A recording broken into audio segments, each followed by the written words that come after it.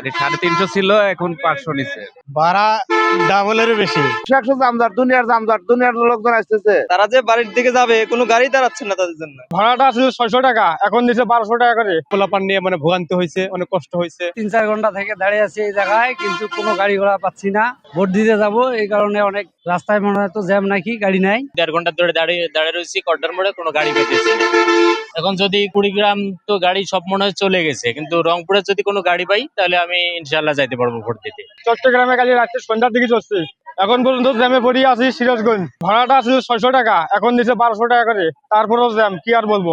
Vote দেওয়ার জন্য বাড়ি যাচ্ছি। সময় লাগছে প্রায় 5-6 ঘন্টার মতো। ভাড়া নিচে ঠিকই আছে, ভাড়া বেশি নেয় নাই। আলহামদুলিল্লাহ ভাড়ার জন্য সন্তুষ্ট। 100 জামজাট, দুনিয়ার লোকজন আসতেছে দেশে। 100 জামজাট, কালকে রাত 3টার সময় টানতেছি, কেবল কট্টার মোড়ে আসলাম। রাস্তায় জ্যাম আছে, আপনার মানুষ দাঁড়িয়ে আছে কিন্তু কোনো গাড়ি দাঁড়াচ্ছে না। তারা যে বাড়ির দিকে যাবে কোনো গাড়ি দাঁড়াচ্ছে না তাদের জন্য। তো সামনে ভোট, আসলে এটা আমার নাগরিক অধিকার। 17 বছর পরেই প্রথম ভোট দিতে যাব।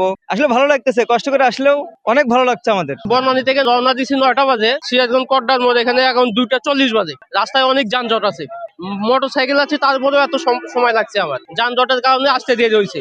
9টা বাজে গাড়িতে উঠছি, 4টা বাজে নামলাম। চান্দরা থেকে গাড়ি ভাড়া নিচ্ছে 500 টাকা, জন প্রতি দুজনে আসছি 1000 টাকা। এখন ভোট দেওয়ার জন্য যাবো বগুড়াতে, ভোট দিতে যাবো। আর যে জামটা ছিল, অনেক কষ্ট করে জাম, সেই রকম জামের কারণে অনেক পোলাপান নিয়ে ভোগান্তি হয়েছে, অনেক কষ্ট হয়েছে।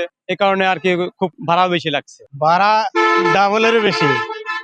নির্বাচন উপলক্ষে বাড়িতে আসলাম, কালকে বিকাল 5টায় রওনা দিছি, এখন এই মাত্র কড্ডা মোড় আসলাম আর কি।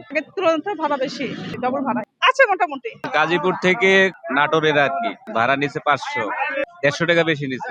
আগে 350 ছিল, এখন 500 নিছে। 2 ঘন্টার মতো হয় এখানে দাঁড়িয়ে আছে, এখনো গাড়ি পাচ্ছি না। তো কতক্ষণ পরে পাবো কি না পাবো তা বলতে পারতেছি না।